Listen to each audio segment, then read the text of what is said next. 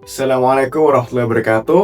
Salam sejahtera bagi kita semua. Perkenalkan, nama saya Muhammad Yusuf Akbar, bisa dipanggil Akbar. Saya dari kelompok 4 Angkatan 5 Pelatihan Dasar CPNS tahun formasi 2024. Di sini saya akan memberikan ulasan dan review saran tentang implementasi manajemen ASN di lingkungan Kementerian ESDM.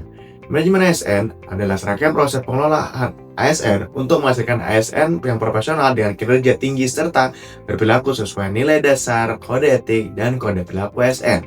Di sini terkait review dan saran manajemen ASN di Kementerian ESDM 2025, saya akan memulai dari yang pertama ialah terkait perencanaan kebutuhan. Tahun 2025 ini Kementerian ESDM sedang menghadapi transisi energi. Target bawaan energi EBT 23% di tahun ini, sehingga membuat kebutuhan ASN dengan kompetensi teknis di bidang EBT sangat dibutuhkan. Masalahnya struktur pegawai masih didominasi dengan administrasi dan juga regulatif, sementara tenaga ahli masih kurang. Sehingga saran saya, perencanaan kebutuhan pegawai harus lebih realistis dan berbasis proyeksi jangka menengah, bukan hanya jatah formasi tahunan yang kosong saja, tapi mengikuti dengan program pemerintah. Yang kedua terkait pengadaan. Rekrutmen ASN di SDM 2004-2025 masih mengikuti pola umum di CPNS dan P3K. Hasilnya banyak formasi teknis tidak terisi penuh dan tidak merata karena pelamar dengan kompetensi EBT belum banyak yang terisi. Sehingga saran saya, kementerian perlu lebih agresif lagi menjalin kerjasama dengan universitas lembaga riset untuk mendorong lulusan ke ASN dengan membuka jalur khusus agar memenuhi gap yang belum diisi. Lalu yang ketiga terkait penguatan budaya kerja dan citra institusi. 2025 ini semakin kritis. Kasus perizinan tambang, isu lambatnya layanan, itu sering menjadi sorotan birokrasi citra SDM yang sudah mulai turun. Sehingga saran saya lah perlu gebrakan budaya kerja yang lebih kolaboratif dan transparansi. Budaya melayani harus jadi wajah utama, bukan sekedar formalitas. Citra publik akan terbantu dengan proses perizinan energi yang lebih cepat dan berbasis digital. Sehingga perlu transformasi budaya kerja di sini.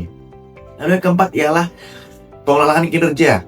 Selama ini penilaian kerja banyak fokus pada laporan rutin yang bersifat abstrak serta subjektif. Saran saya, indikator kinerja ASN di ASDM harus langsung dikaitkan dengan sasaran strategis seperti program-program pemerintah yang sangat relate, di mana adanya kuantitatif dan bobot kerja yang sesuai dengan tindakan yang sesuai juga oleh atasan dan juga bawahan.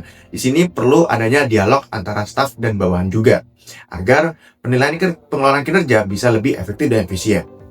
Yang kelima terkait pengembangan talenta dan karir. Banyak pegawai potensial di SDM akhirnya stuck di jabatan fungsional dan struktural menengah karena sistem talent yang berjalan secara mulus.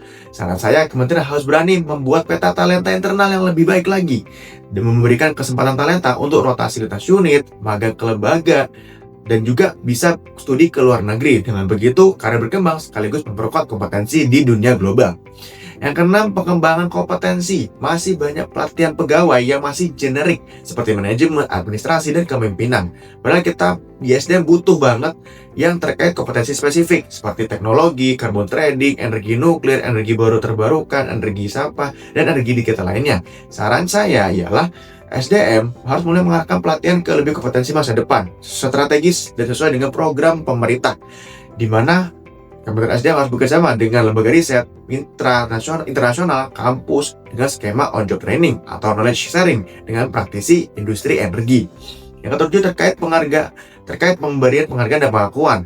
Penghargaan di ASN dan SDM masih sebatas piagam atau tunjangan yang belum memotivasi para pegawai. Saran saya bisa memberikan insentif yang bersifat variatif, yakni penghargaan Innovation Award, kesempatan belajar di luar negeri, penguatan publik yang bisa menjadi kebanggaan bagi para pegawai. Yang terakhir ialah terkait pemberhentian. Masih ada ASN dengan kinerja rendah yang bertahan karena sistem evaluasi yang tidak cukup tegas. Di sisi lain, penataan tenaga non-ASN yang sedang dikerjakan pemerintah juga menimbulkan dinamika baru, sehingga pemberhentian harus dijalankan secara konsisten sesuai aturan merit, dan pegawai yang sudah dibina dan tidak ada perbaikan perlu diproses lebih lanjut, dan perlu adanya transisi manusiawi untuk non-ASN yang bisa dilakukan oleh penempatan ulang, skema alih profesi, dan akses pelatihan keterampilan untuk yang perlu perbaikan. Sekian dari saya, singkatnya di tahun 2025 ini Kementerian ESDM dan juga manajemen ASN yang perlu diterapkan harus ada evaluasi lebih lanjut. Berikut opini dari saya, jikalau ada salah mohon maaf. Wassalamualaikum warahmatullahi wabarakatuh.